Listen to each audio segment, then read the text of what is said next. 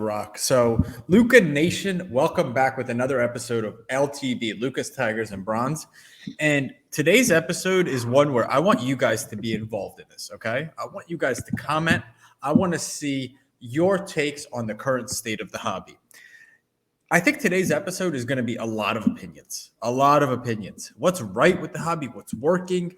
You know, the man in front of me is someone I've gotten to know pretty well over the last 6 months. I'd actually say he's a mentor of sorts, 5-6 years older, has a ton of business experience in marketing and client services and events.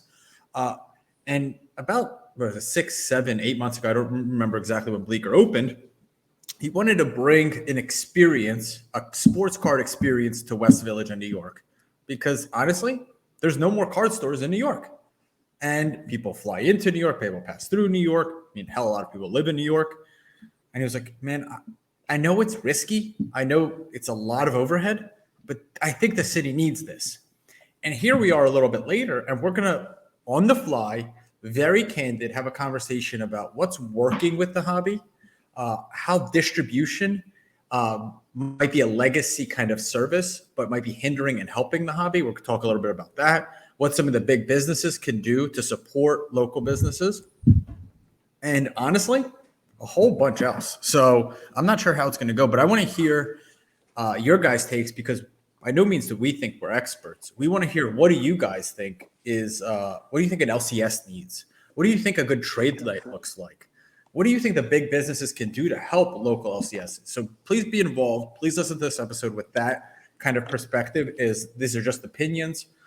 And without further ado, Mr. Mark Zablow. And honestly, I imagine Cage has been going to LCSs for close to 35 years. So this guy knows what an LCS needs. And I'm excited to get his takes because a lot of the best conversations we've had with you, Cage, have been offline. You have amazing ideas. You help people. You want to offer your expertise. So I'm excited for today's episode. Hope that wasn't too long of an intro. Mr. Mark Zablow, welcome to the show, man. It's great to have you. It's flattering as always to be back, and you'll make me cry with those nice words about being a mentor to people that I was excited to get to know as innovators in the hobby. So thank you. Probably the nicest compliment I've got so far. I know the folks from Slab Stocks are always very similar in their pleasantries to me, but it's really cool to hear it from you. So how do you know the Slab Stocks guys? Saw them early 2019. I sought them out at the National, saw what they were doing, and flew out to Milwaukee, spent some time with them. Really wanted to invest in what they were building. At the time, they were kind of on their own path. I was a little too late. They had already been talking to who they, went through. So we developed a nice relationship, though, and always appreciated early on how they were the first people to really kind of bring data to social media. Sure.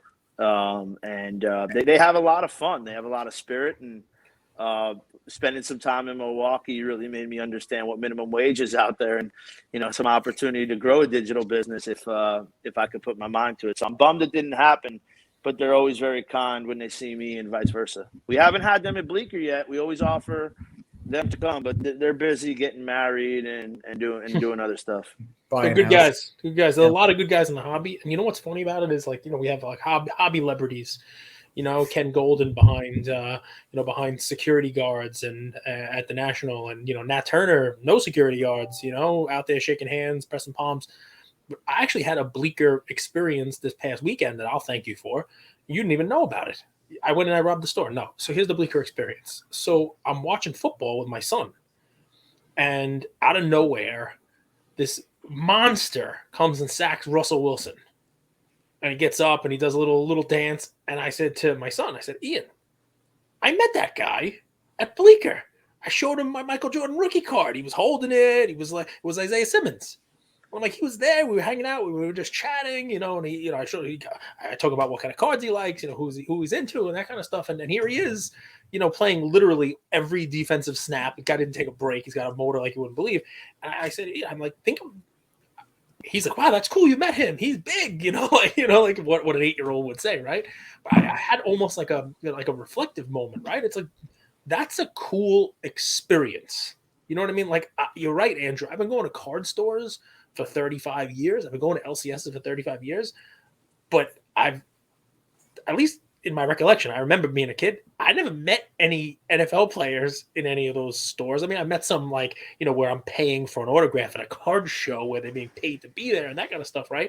But not just, hey, check it out, I got this card. Let's chat. Are you into cards? Well, oh, you're playing in a week? Good. Nice to meet you. No clue, That's cool. And it reminds me, and Mark, maybe you can touch on this a little bit, about, what your thoughts are for the store and for the brand. Over the last couple of years, I think commercials for like Groupon is a great example, right? And they call it like the doer culture, right? Like don't buy an item, buy an experience. When you're on Groupon, hey, 60% off, go climb that mountain. And this is kind of the way that our society has changed, especially the young folks, your generation, Andrew, and folks younger than you. It's all about the experience. It's all about going out and doing stuff, not going out and just buying something. It's going out and paying for an experience, right? That's Bleecker to me. That is what makes Bleecker very different than any card store, LCS, you name it, that I previously had gone to. Sure, you could walk in, look at a card. But this is walk in and have a trade night, meet other folks at who I've interacted with on Instagram, buy some cards. You know what I mean? Look at some Type 1 photos.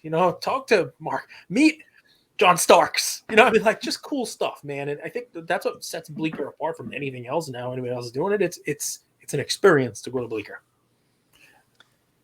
I'll jump in real quick, and I want to hear your thing.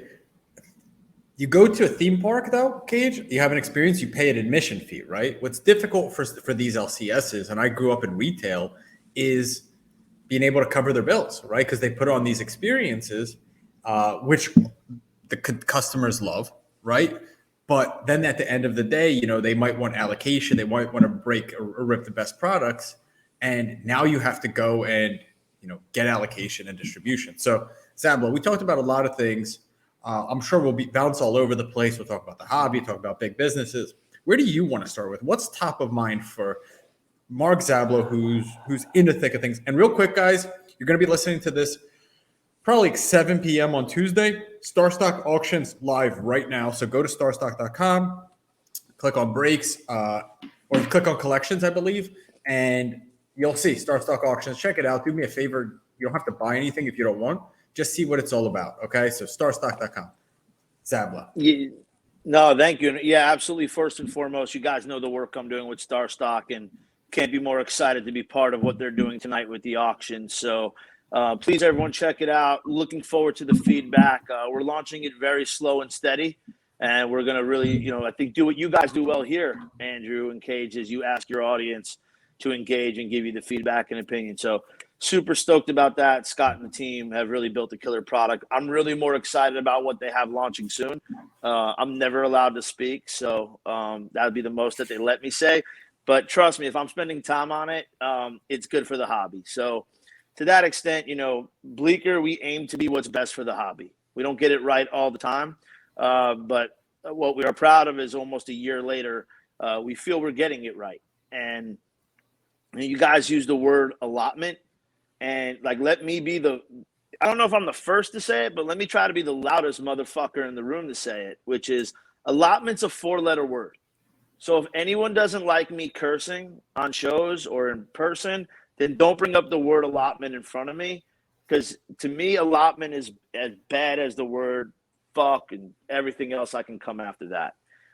Otherwise, we're very happy with what almost a year has brought us here. And when I say happy, yes, do I wish we had allotment to be able to get wax and sell it, and really operate like the LCS. For people out there that don't know, real quick, Zablow. So let's say I own a cafe and my most popular product is bacon, egg, and cheese. The distributor limits how much bacon I can buy.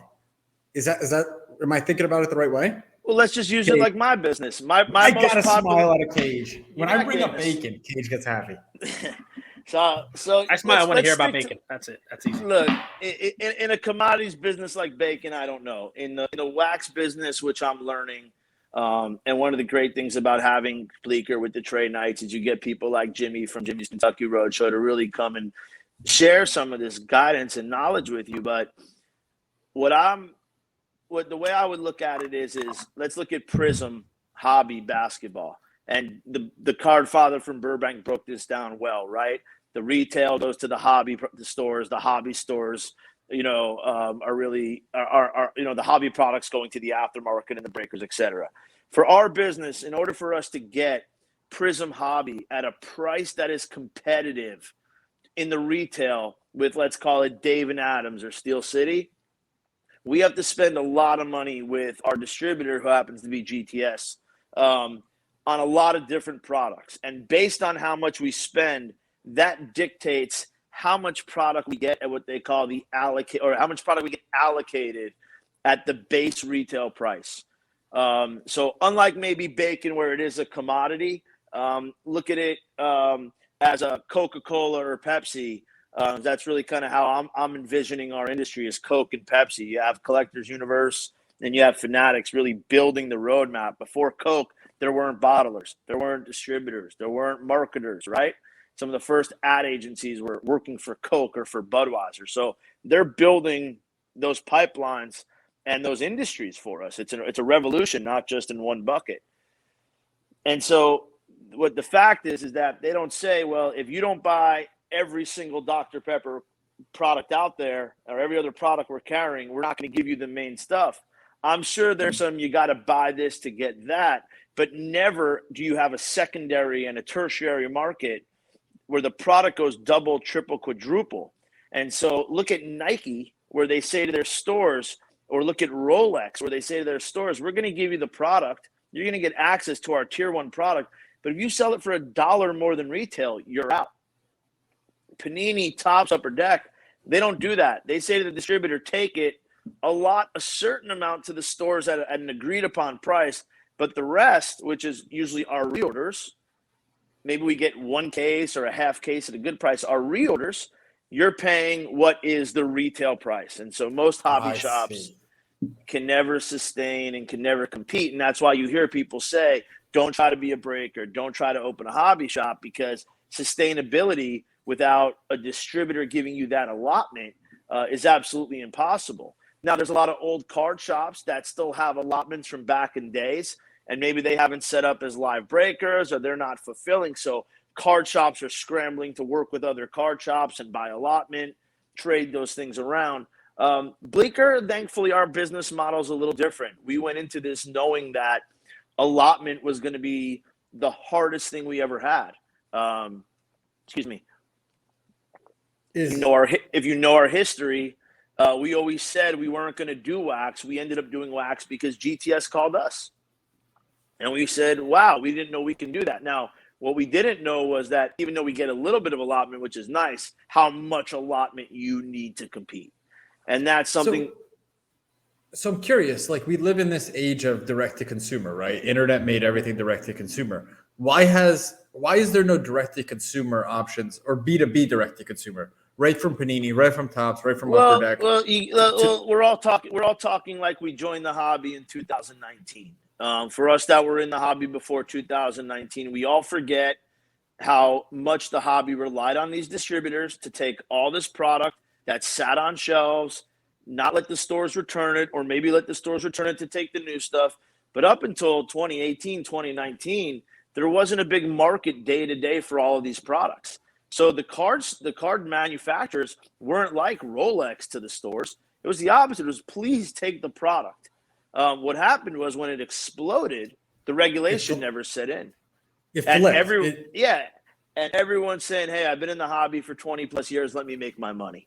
And you're sympathetic to that, and you want to keep that going. Now, what we hear Michael Rubin say is there's some disruption that we could potentially look at, and letting the customer capture a little bit more of that margin. And what we grew up on was the ability to walk into a store and spend $20, which was a lot of money even back then. Now we talked about it with Jimmy a lot. We have customers come in, they spend $500, $1,000, $2,000. They go through it in a couple minutes, and sometimes they get nothing of value. And then Jimmy gave me some great guidance. Hey, create some items that are low cost, to you, but high value to a customer that you can give as an over the top thank you. But name a like a casino. Maybe a casino has to do that, right? Because you're They give chasing you the drinks. Zablo, you're not chasing a product in the casino. You're chasing, and you're not even chasing a win. You're chasing that dopamine rush, right? Right. So, back in the day, that wasn't the hobby, but the hobby's evolved. So what we're trying to do, Andrew, is not be that card store that's complaining about the hobby, because we believe, as much as we do complain, and I love to, we do believe that the hobby is going to get course corrected between Collectors Universe, Fanatics. There'll be a Dr. Pepper somewhere too that shows up, maybe a Body Armor if we get even luckier. That's really going to help.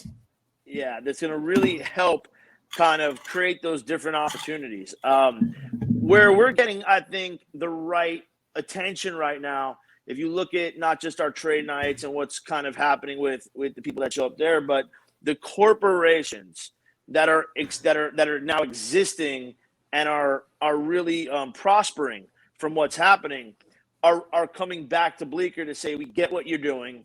We love that you created this community in New York City that does reach globally. You are only a positive for the hobby. And to your point, we charge nothing to get in. Our trade nights are free. If you buy wax, great. I can promise you we don't make money on that wax. I wish we did. But that's not really where we make our money. And the fact that we're getting the golden auctions, the heritages, the alts, we're getting the Rally Roads of the world to say to us, let us partner with you on events. eBay saying to us, can we look at some of your collector showcases and how we maybe fund some of the partnerships you're doing with a Natural or a Ski or a Don Diego? And we're looking at some of those opportunities as, to your point, the customer experience. And maybe the customer experience doesn't need to be funded by the customer. I think, and that's what we're kind of settling into as we head into next year's planning, is where is that experience funded by the hobby? And right now, as we call GTS and Carvin, aka Don Finucci, we got to let them wet their beak, and I got to carry Sage football, and I got to carry cereal boxes of soccer, and I got to carry box set of Don Ross football.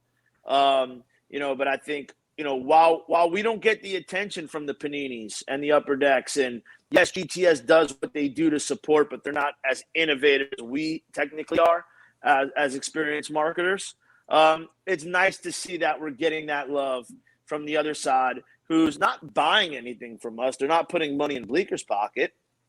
They're helping us essentially create more of these moments. And that's what we found between the collectors showcases and the trade nights. People just want community, old and young, families or not. I think we have a lot to learn on gaming.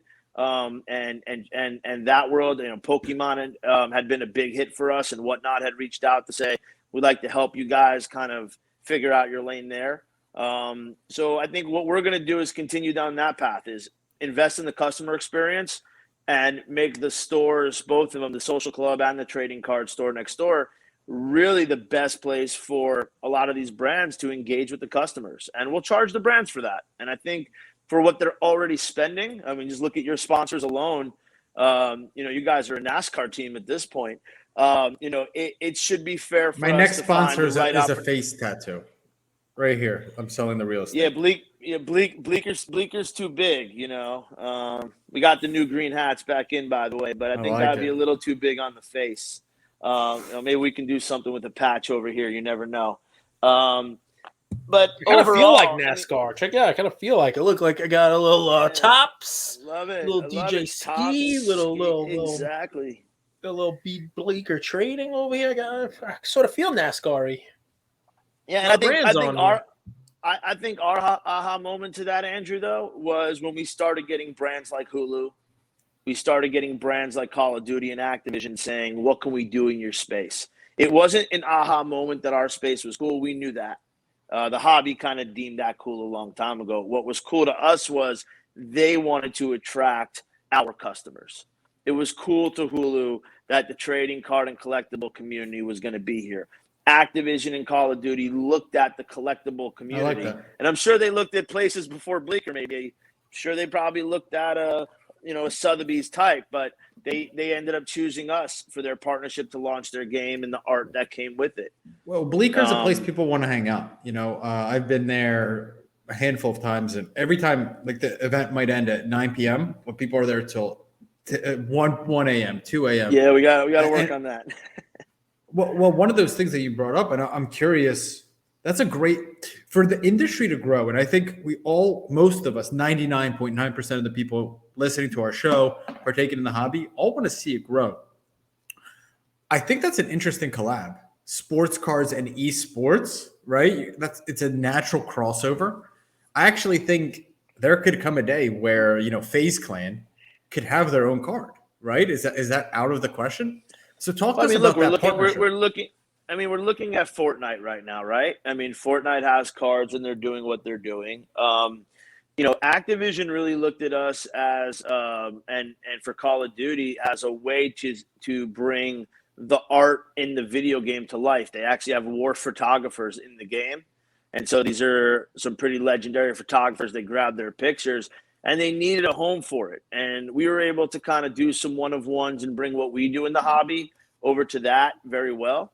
When you think about FaZe Clan and where they're going and kind of, the billion-dollar trajectory that they've had, you see a lot of them are invested in NFTs, and they do have CryptoPunks, or they do have the apes as well. Banks just flipped this CryptoPunk for like double the money. Who did? Banks. Oh, did he really? Wow. Yeah, it's that's good. Just making power moves out there. And now we need to figure out where he put it. Right? Where did he move? Why did he sell it, and where did he move the money to? Type 1 photos and memorabilia. But I guess, look, when you look around the country, right, and you look at Jimmy in Kentucky, you look at Indie Card Show, or you look at the store in Indy. It's an Indie Card Show where it has like the most incredible Jordan table ever. Is that it, Cage? I think you look at them. Yep. You look at a handful of those stores. They're really doing something innovative in the hobby. I think if you look at how hard Dan Fleischman has to run around and, just to service with cards and golf, I don't think there's a distributor in America that can keep up with that, right? But they should, They got 4 Instagram channels, 24 hours a day. Like, we should be feeding that to make sure that goes bigger, not making it harder for them to get product. And then I go around LA and you have these card shops with, like I said, dude's just chilling on his Instagram, doesn't say hello. I'm with my nephew, doesn't even get up. My nephew had his birthday party yesterday at Burbank. That was who John posted. He brought 4 friends. They're 8 years old. His crazy father gave them $100 each, which is way too much, but that was what they did. He lives 30 minutes from Burbank. There's 2 card stores he used to go to near him. That could have been at those other stores for no reason. That's for his allocation. I'll throw you a question because it's about allocation, right? It's about, the dirty word, right? And I'd love to hear your answer on it because, listen, we love you and, we want to see you succeed. Hell, Andrew and I want to open our own Bleecker stores ourselves one day. I'll do Bleecker Long Island, Bleecker East. Why the hell not? I got a 4th mortgage on my house. Let's rock. It is a can't fail business model. So, but here's the question, right? So, I mean, you're building up Bleecker, and obviously you take some lumps while you're building up a new business. That's why you don't like allocation, because you're not getting it, right? You don't like allocation because it's not there yet, because you haven't been here long enough, because the card companies don't know you yet, and because GTS knows that you want to get more product, they know they can give you that Sage stuff, right? So, what's the response to that guy who didn't get up from his chair, right? And he has an allocation. But what he tell you is what you're going through now, the growing pains, the mountain you're climbing now to get to the pinnacle of it. Talk about a bad brand. But to get to the pinnacle of it, right, is that person's done that for the last 10 years. That person's done that when there were lean times, and you're complaining about buying Sage now to get something that you'll make your money back on Sage. Oh, Cage, I brought that up earlier. Yeah. I believe that person's got 20 years, 30 years, 40 years of misery. I'm not trying to change that. What I'm saying, but how does the distributor balance that? You know how the distributor balances it? They don't have to overcharge everybody else. All right. So I got an answer for you, Mark.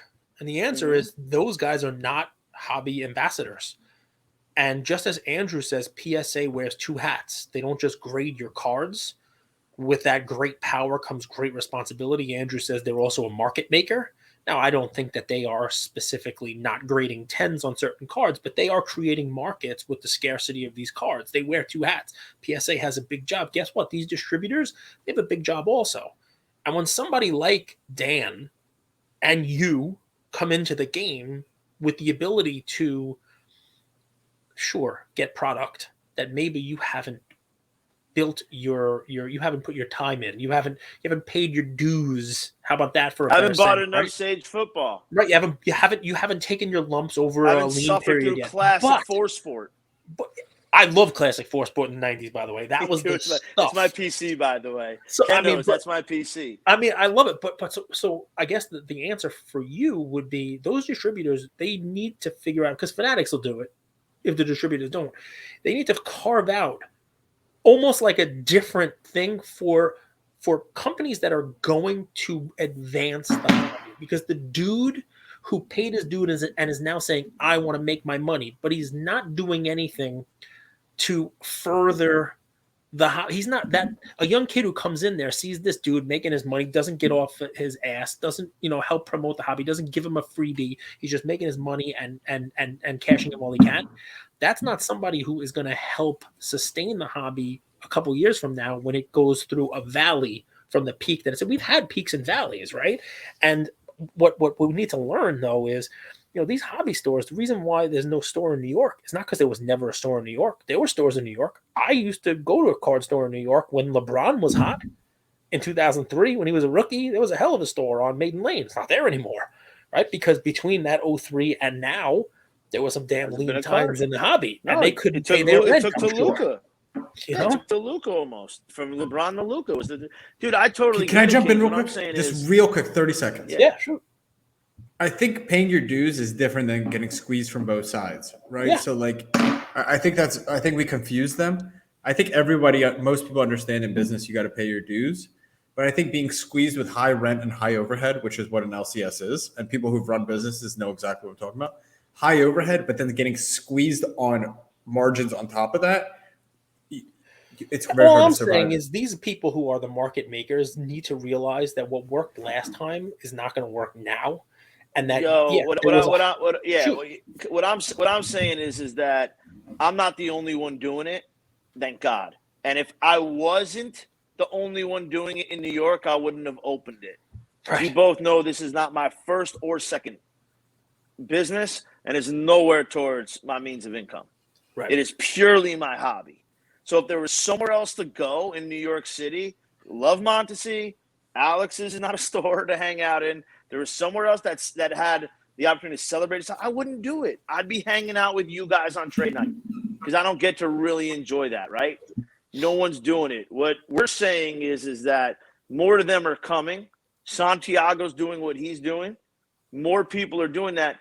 And the ones that won't change that customer experience because of what could be coming, if we're all hoping with what Fanatics is going to do, that's going to get guillotined, and there's going to be no sympathy for a distributor or a card store who says, I made no money taking on Sage for 20 years, but now that I could take it, now that I could make money, instead of doing the right thing, I'm just going to take it all. Yeah, there's not going to be sympathy in heaven for those people, and, they may not believe in, the same God as me, but I believe in Michael Rubin. I believe in Nat Turner, and, to that I believe extent, in Nat Turner more and more. Every picture he posts, I believe more and more in that dude. His collection. Every time I see that 90s, but that's my point is I think that the powers that be are going to recognize, maybe not just Bleecker. I think you take the Bleeckers, the Cards and Coffees, the Santiagos, the Jimmys,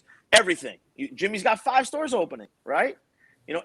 Every great town's got a roadshow coming. You know what that guy brings? Teeth. He smiles. I've never seen him not with a full smile. He's enjoying you? himself, and that bleeds through when you go into an LCS and the guy's like annoyed that you came in and disturbed what he's doing. But GTS is only KPI. GTS is only KPI. Besides, if you really have 4 walls, if you have a phone number for Upper Deck, their only KPI is how much you spend in certain buckets. And to be fair, that should only be their KPI from what they do. But now they're in a place where they all have to make money. And I'm not saying don't make your money, but if you're going to continue to reward the ones that won't catch up. Right. I'm not saying, now that it's open, pull it from all them. But if they won't go walk into Burbank Cards. It's the best place on earth. Burbank Cards should have as much should have as much access to product as Cardfather potentially ever needs. Hands down. And it's just start like that, because that is the experience that every card store should be in America, big or small. It's perfect. It's clean. It's out there. But no, we're not in that system, Kate. So I think it's going to change. And that's why we're pumped at Bleecker. That's why we continue to double down on what we're doing, because all these businesses starting around it, similar to you guys, are starting to recognize that this is the communal home in New York City. And what we do is getting exposure globally. And we can make the revenue we need to make to sustain. We can get the support we need to, whether that's from customers or whether that's from third parties. But we are going into it with the fact that, the guillotine's coming. And when that happens, we believe we'll be in prime position to get there. In the meantime, we're good at what we do. We know we have to buy wax in many different ways and can't rely on GTS. And we do what we do. Jazz, Christian, even Jacob still. They know how to flip. They know how to buy. They know how to sell. Are we walking around our trade nights, maybe buying a couple extra things to make some young kids happy? Sure. But at the end of the day, we run it as a business. And I think as much as we've been open, and I think what we do is we bring access to the community. Cage, you talk about meeting athletes and things like that. It was cool to have Zay here. But Zay wasn't the host of trade night that day. He was in town. He was with his crew. They wanted to pop by. There was nothing going on at that moment. They knew the association we have with Jalen, with Deshaun, and it worked out nice. When John Starks was here, that was something where we thought it was cool to add it to the card ladder coming. No one was coming in the nicest of ways to see John Starks. They were coming for the card ladder trade night that we had. So, we try to do it differently, and we don't think we're doing it that much different than any other industry. We think what we're doing is cookie cutter to most industries. The only thing that's not cookie cutter is we can't get our product normal ways. So we got to be a lot more creative. And now I think it's time that we lean on the hobby for a little bit more support. But we're elevating it on both sides. So we feel good about finally letting our brand touch some other brands, where I think in the beginning we've been very protective of that.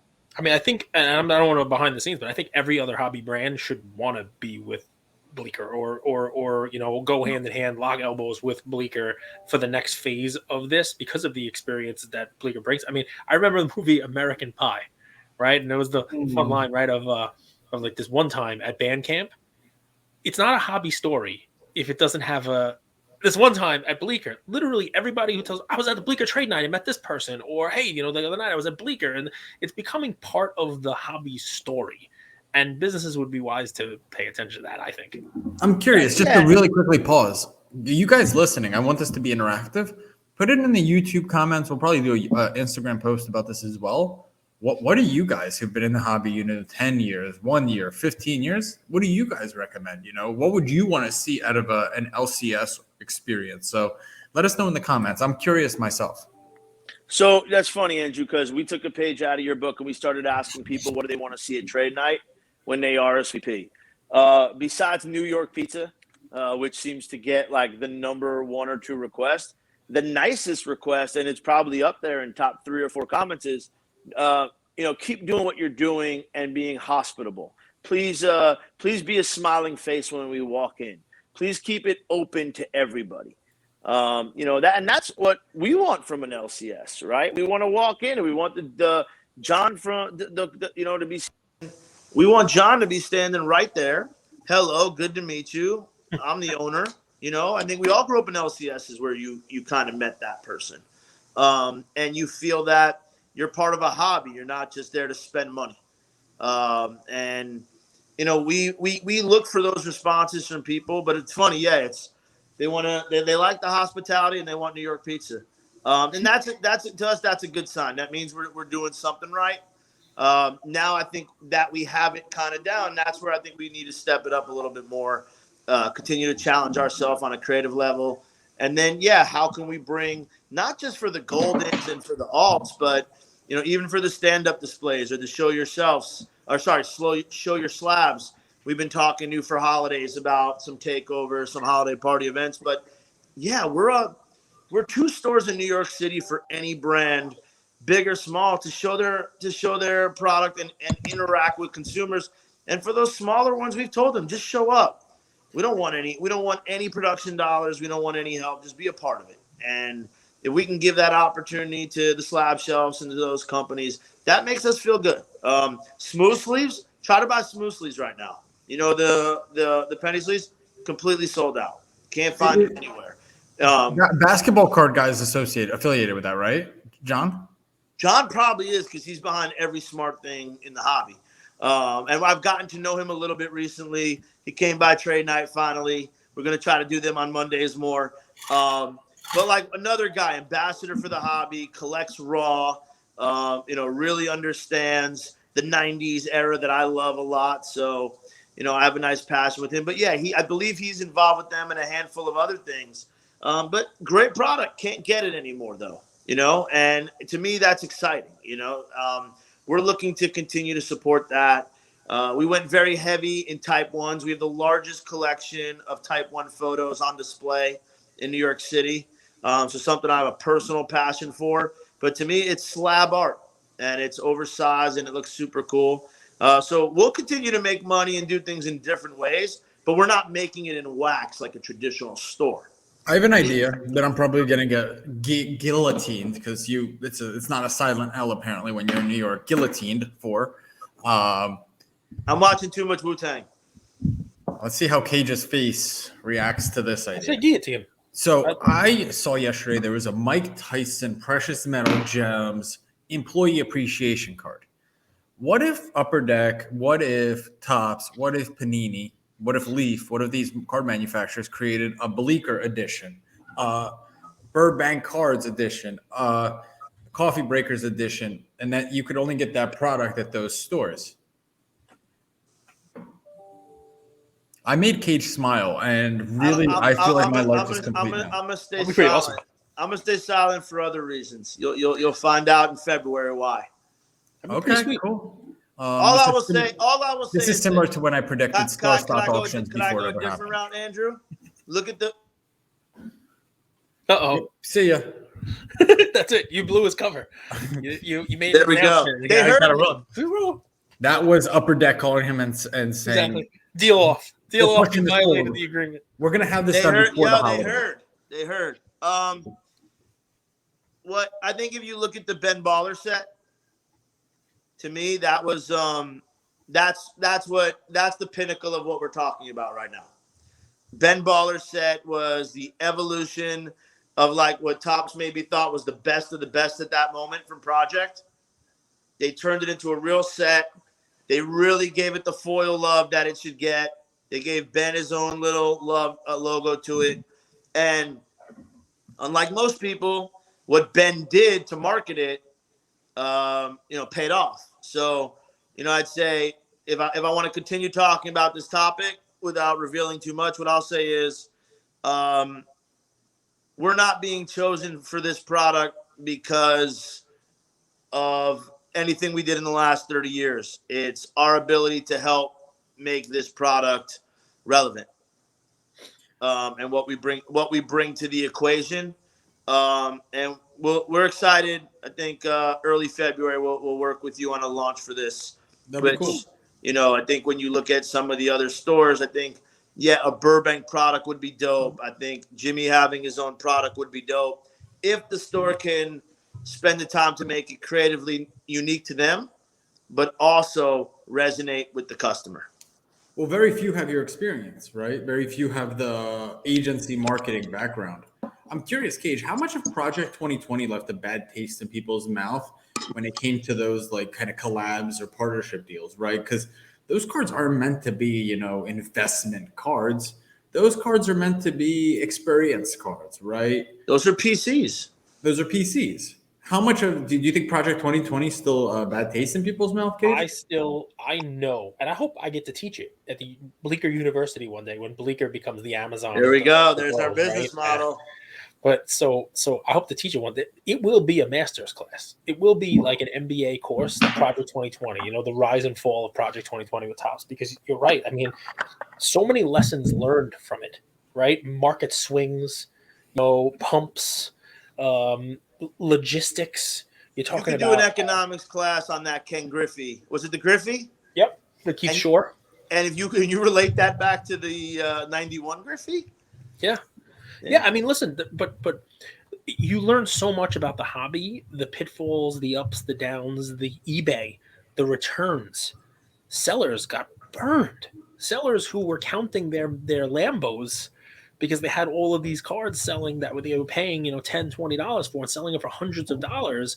And then all of a sudden, when it came to a halt, anything that sold the 30 days before was all returned. So all these people had hundreds of thousands of dollars. Just crazy amounts. But you don't see that in Project 70. I don't follow it as close. I buy them from time to time. The cards don't go after market very, very, very high, right? No.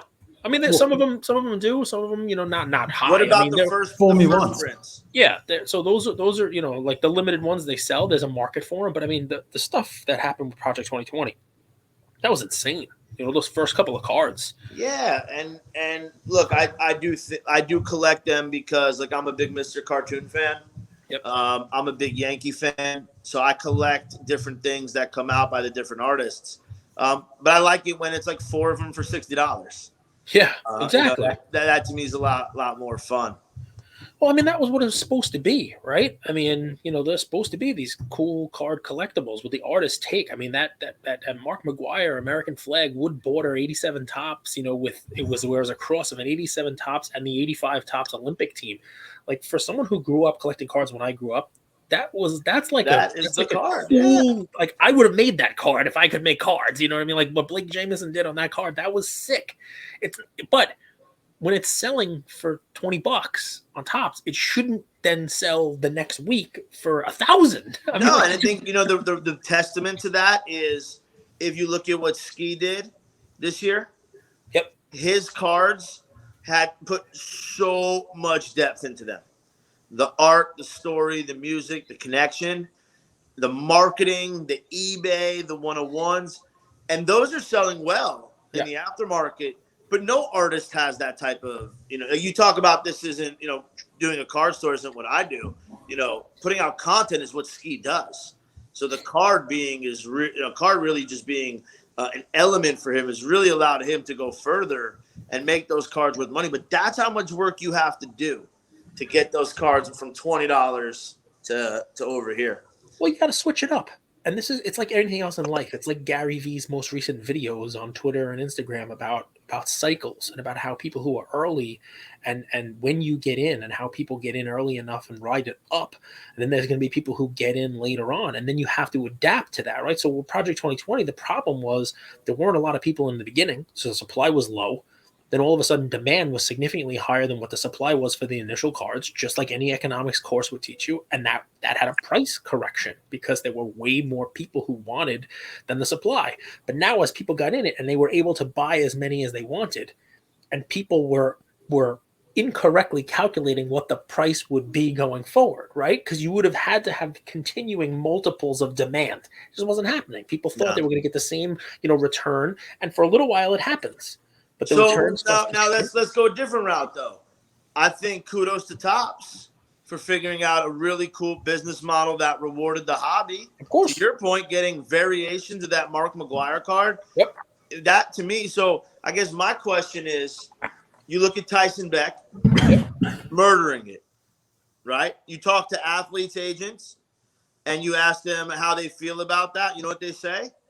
My guy makes a little bit less with them than he does with Panini, but he signs 1/10 of the cards. It's so much easier to get my guy to sign 200 cards than 2,000. Yep. So kind of like what he's doing. You see what Topps lost in the licenses. Yep. Do you think there's a big enough model for them or someone to sustain with non-licensed cards if they bring in this art component? So there's always been non-licensed cards. The art stuff is definitely helpful because they're branding the artist rather than Well, licensing. Leaf has done the best at the non-licensed, right? No, but what I mean though, Mark, is if the brands are good enough. When we haven't had this, right? Because Topps has just been there forever on baseball, right? Topps has just been there forever on baseball. Now they're not going to be there. But you can look at Topps versus Panini for basketball, right? You can look at like Topps. Now, Panini tried to do baseball. The reason why people most of the time say non-licensed stuff doesn't really work is because they look at Panini's baseball product. And when you are Panini trying to compete with Topps on baseball, it's very difficult. That's a hard thing. But we're now entering a different stage of the non-licensed stuff, right? You're now entering a situation where Panini has been basketball. They've built up these brands that matter, right? And brand never mattered before. Brand matters now. And think about this. Andrew on our show recently gave a play that was like an employee-specific play. It was the precious metal of an employee card, precious metal gems. And it was Fleer bought by Upper Deck and, licensed. Who the hell knows, right? But think about that, right? If Panini is able to, in 2027, put out a basketball product that has National Treasures still in it, right? That's very different than Panini putting out, something that was never licensed against Topps. You know what I mean? It's a different thing. Same thing with Topps, right? If Topps is able to keep their Chrome brand for baseball, right? Is it going to carry the same premium? Is it going to carry what it is if it had a license? Probably not. But I may be wrong here, but I still think there are people who are going to want to buy their Topps Chrome rookie cards because that's the brand they've been collecting since 1996. You know what I mean? Now, will it fall off? Sure. But if they're able to, marry a property that people have grown, accustomed to with something else that they like, a license, like an artist, like you're talking about, right? And make it something cool. Ben Baller Chrome, that could be the cool thing that carries it forward. You know what I mean? Because people now are tapping into not just the Topps Chrome, but Ben Baller as well. So I like the idea. I like the thought. Really, Mark, what's going to happen when Fanatics comes in? The success of Topps, Panini, these guys going forward, Upper Deck, is really going to be where we are in the market cycle, right? Are we still moving up? Are we still adding people to the hobby? Are we still having, a healthy influx of new customers, or have we soured?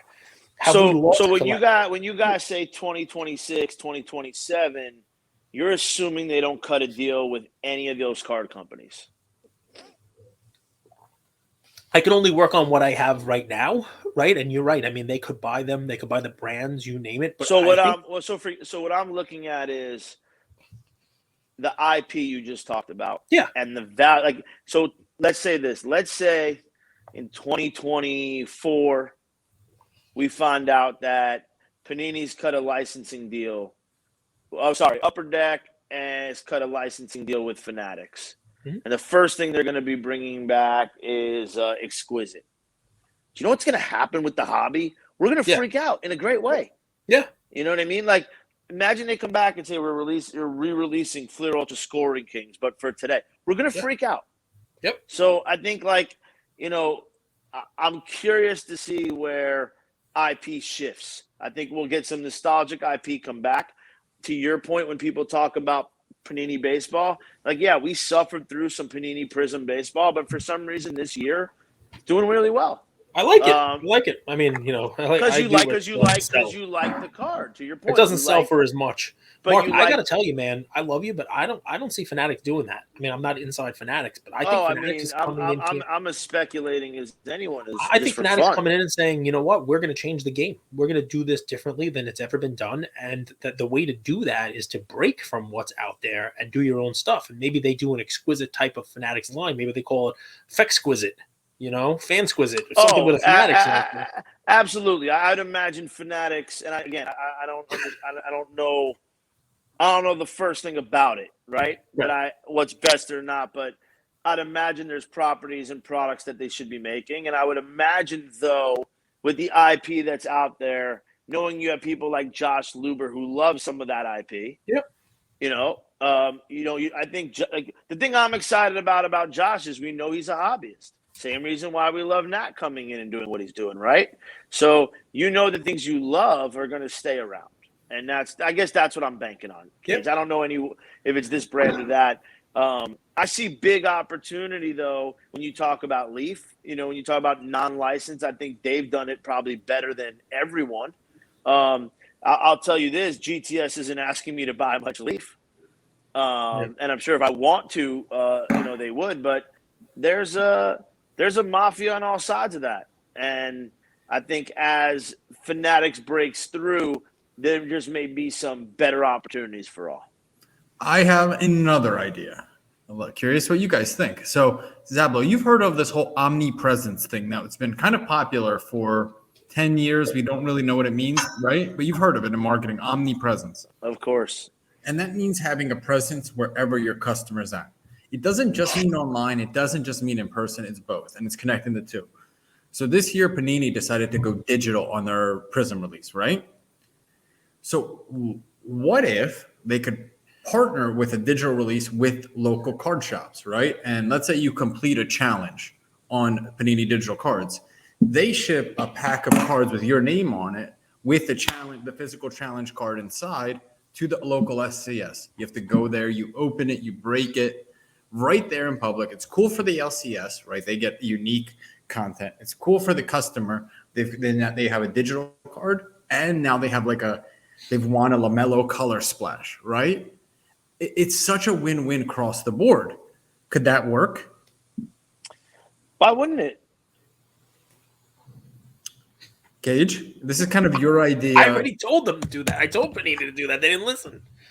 I mean, that's the way you get more people into digital, is by dragging the people who love physical into it by making. I mean, did you guys participate in the Panini drop a couple weeks ago? What do you mean? We're their biggest customer. The Prism basketball. There is not a single person who has bought more Panini digital in the world than me. And how Take that, Mount Rushmore. Well, on their Prism blockchain stuff, I would say, and not the Dunk stuff, not the Dunk and the apps, which people really seem to think are going to be fantastic. Also, I'm kind of 50-50 on that. We'll see. Well, you're at Mint Collective. There's two fights. The main event is Mount Rushmore versus Cage Lawyer for decision-making rights of can you move the blitz and the dunk stuff to the Listen, move it. I'm cool if they move it. Ian's been playing dunk for years. I got Zion National Treasures. I mean, he's got a look. Is Ian coming to Vegas for Mint Collective? That would be pretty cool. That'll be a good time. We'll see. We'll see if I can get him out of school. Third grade's very important, man. You got to learn your crayon colors in third grade. Look, we're struggling. We're struggling to figure out the kids' events here. Just what time after school? Because all the activities, it's impossible to even nail that down. So it's be cool to get more of them out to the shows, though. 100%. 100%. Yeah, Mark, we love chatting with you, man. Because I got to tell you, whether you realize it or not, even though it's tough to navigate business, and I'm sure it's not the easiest thing in the world on the daily to try to figure out what to do with Bleecker. It's a card store in the city. Rent's not cheap, right? And you're throwing these events, you're doing all this stuff. You always bring an optimism, positivity about the hobby overall. Never heard you say anything bad about somebody else in the hobby. I've always heard you say, you want this person to succeed, even if it's another card store, you want them to succeed because you are the ultimate of, I want the pie bigger. Because if the pie is bigger, I get to get a bigger slice of this pie, right? You want the hobby to grow. Do you like circle pies or square pies? Just out of curiosity, Mark, because we've had both at Bleecker events. Depends where it's from. Apple pies, which Cage, you ate a half of an apple pie today. What is wrong with you? I love apple pie. What? Honey crisp. I had to try it out before I serve it to my family. I had to eat half of it just to make sure it was good. That's not what trying looks like. Yeah, look, I really pick my Go to my LukaNation style of Cage Lawyer to pizza. I pick my style of pizza based on where it's from. I know the places that well that I'm very specific. And anyone in New York, at least, you talk a pizza place, they'll talk what before we decide. All right, best square thick. Spumoni Gardens. L&B, Spumoni Gardens in Brooklyn. Yeah, I get a lot of. By the way, you get a lot of shit for that in New York. And if you're in New York City, a lot of people don't like to hear you say Spumoni, but Really? I'll take it. I'm not gonna live on Prince Street pizza. I could say made in New York pizza, but I'm an investor, so everyone's gonna think I'm just going to be to the home crowd there. But no, to what you're saying about the optimistic thing, I work 3 jobs, Cage. This one pays me the least and brings me the most amount of joy. So I wish I didn't work here in the nicest of ways. I love what this is. And if I could do anything, it would be this 24 hours a day. And as I build it, I plan to do it 24 hours a day. So that's absolutely in my plans as I plan decade by decade. But what I'll say is, if everyone else does their job, Andrew, you don't need me. Right? Maybe we bring a certain element to the hobby that some people haven't figured out yet. But I'm here because it was missing. We filled the void. And now 50, 75 people showing up on trade nights, yeah, that shows to me that people want what we enjoy too. But to work here, you got to love the hobby. You got to be willing to probably make less money than if you went to work in any other industry. They always say, Willie Sutton, he said, rob banks. Why? Because that's where the money is. But when they interviewed him, what he said was, it wasn't where the money was. It was where I felt the most alive in those safes with that money is the most excitement I ever had in my life. That's why we work here. That's why we do what we do in this hobby. So good or bad, yeah, I'll try to keep it to myself, even though I normally don't. But we need everybody's contribution. You're running a good card store, bad card store. At least you're running a card store, right? At least there's a place to go buy something, even if they suck. What's the contribution? What's the ask? From who? You tell me, employee. You're saying what's my ask? What's your ask of the general public? You could be of the individual hobby participant. Or it could be from the big businesses. It's a 4-letter word. That's the ask. That's the rally cry. I still don't know what that means. It sounds provocative, but I don't know what it means. He's saying anybody who wants should get. Yes, it means that until they break down that barrier, this hobby will be a little bit broken for the card stores. Breakers will be doing what they're doing, but it's a little bit more challenging. Obviously, the world's getting smaller. For us, we're looking at it non-traditionally anyway. We know we can sell a certain amount of wax if we get it at the right price. We know how to flip cards in the back room. We know these events are generating what they need to generate. Big difference when we put on a trade night or a video game company rents the place out in terms of our revenue for the day. Adam Lefko was kind enough with Ken Golden to include us in their piece. They needed a place to film, but they chose to include Bleecker along the way in the creative because in their mind it was organic as something that's ingratiated in the hobby. So what's the ask? Nothing. Patience, right? Because if Fanatics does what they do and they break down the word allocation, it gets a little easier. And to your questions earlier, guys, we don't need that much. We just need it a little bit easier on the wax side. Bleecker, we figure out how to get creative and do other things. But I think what the hobby needs is just a little bit easier for these card stores. As card store owners, maybe when they do that, we got to be a little less greedy. But I don't think we need to be greedy if we have a steady flow of opportunity.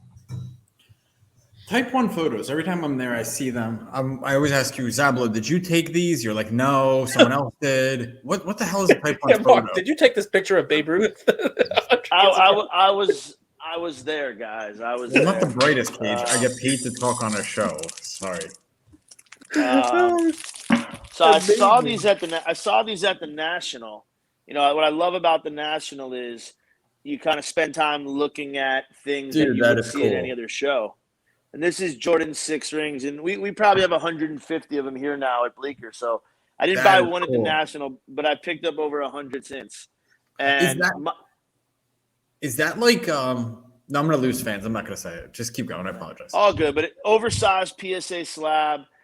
Type 1 photo means it was printed from the negative. I'd like it better, Mark, if he had the real reason those 6 rings were won. I mean, the photographer made a mistake and put Jordan on there. He should have put Pippen. I mean, he's the better player.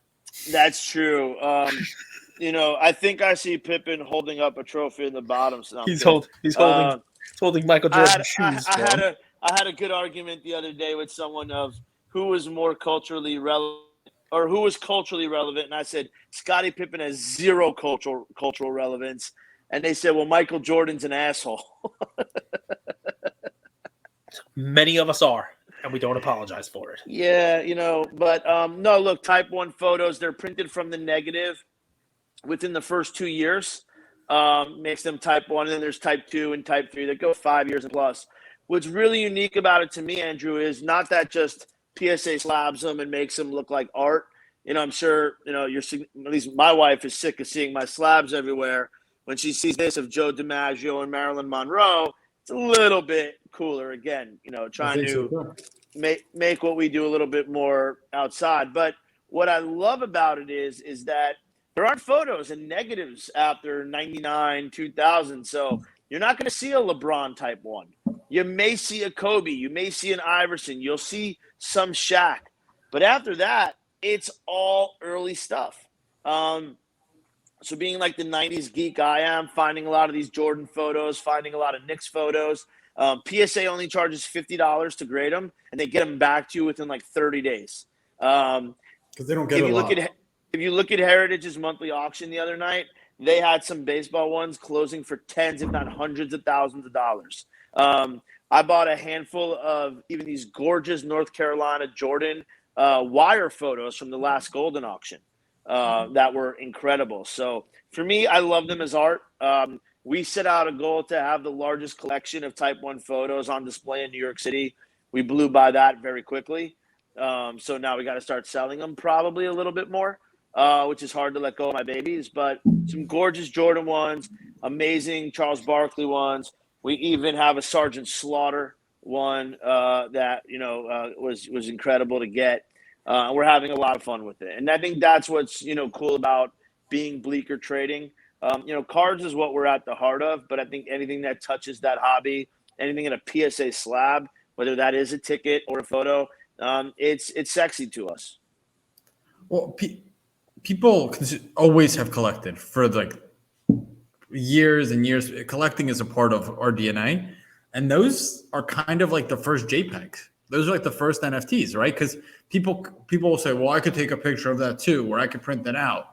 But what makes it unique and makes it scarce specifically is the fact that it's made off of the negative, right? So you can only have a certain amount of them out there. Yeah, and someone much smarter than me can go NFT this whole collection probably and put some really cool properties behind it. I like it because it captures, to your point, that simple moment in time. And there could be multiple frames of it, but you kind of have that exact one. If you look on eBay, you'll see some killer ones. There's Jordan doing the layup. There's some really incredible pictures. The move against the Lakers. The move, sorry. The move, yeah, that's right. The layup against was 91. The move was 92. You're right. I forgot who the move was against, but that's kind of where I'm having fun, and I do that at card shows. If I'm at a card show, I'm always geeking out in those dollar boxes or looking for the guy that has the most random stuff. The last thing I want to do is even talk about Bleecker at a card show. I'm really there to go hunt for things that remind me of, like, if I can find something with a picture of Shaq's sneakers on it from 92. I'll drive the 100 miles for that VA show, or going to these American Legions now that I live in Connecticut. It seems to be like a weekly routine.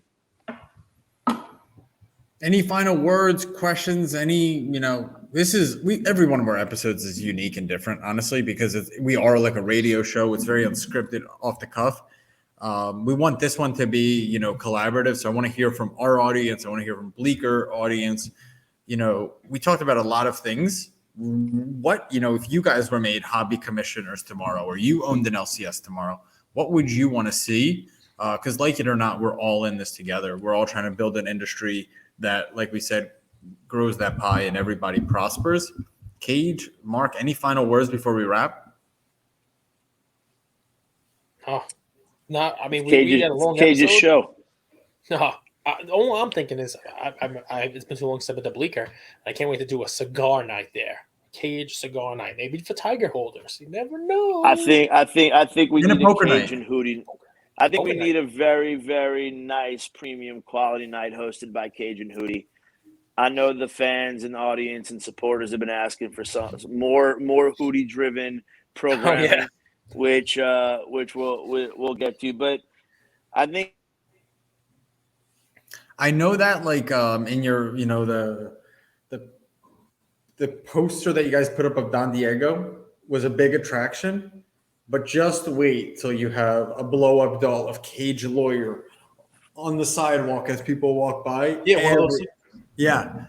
I volunteer. I'll be inside of it. You don't even need the blow up doll. I will just do that for hours. we were gonna ask Cage and surprise him on Monday night when he's here with the Santa Claus outfit, and if he can be kind of Bleecker Claus for us. But now that you kind of came up with a better idea than us, Andrew, we may pivot to what you're saying. But no, I think if I could say, and this has been a very long episode, so I just thank everyone that cared to listen to this much. You're telling us. Jimmy's opening up Kentucky Roadshow, I think, up in Bronxville. We're excited about that. We spoke to a handful of other people about potentially opening up in New York City. And I think, that's kind of one thing that we're hoping for is more LCSs doing it the way we're doing it with their own spin on it, pushing back on the system to carve out at least the minimum amount of product we need to succeed and we can be profitable with. And we welcome that. I want Fairfax for sneakers, in New York on Bleecker for cards. To your point, rents aren't as easy, but maybe if the allocation word went away, we can all afford to do it. But no, we're excited. Next year's going to be dope. We have a ton of shit coming. People are getting behind it, supporting us bigger than we ever thought. So, we're just, telling everyone just keep their head up for it. If you guys are flying into JFK, LaGuardia, Newark, really consider making a stop to West Village. Not just to Bleecker. Stop by Bleecker. Across the street, they have this incredible Italian restaurant with just the best lasagna I've ever had. Down the street, I don't know if you've had it. They have like a bone broth, like a soup store. Incredible. There's just so much in that area, food wise. Right down the block, he told me about a store called London. It's like down the stairs. I don't know. We'll go to Fico's for some oversized heroes. We'll hit John's on Bleecker for some pizza. And yes, if you're in New York, please shoot us a DM. Even if we're not open, but we're around, we'll open up to hang with anyone that is fun in the hobby. Love you, LukaNation. We'll be back tomorrow. Thanksgiving week. I can't believe it. So awesome week. Week. We're thankful for you guys. So have a wonderful holiday. Thanks, everybody.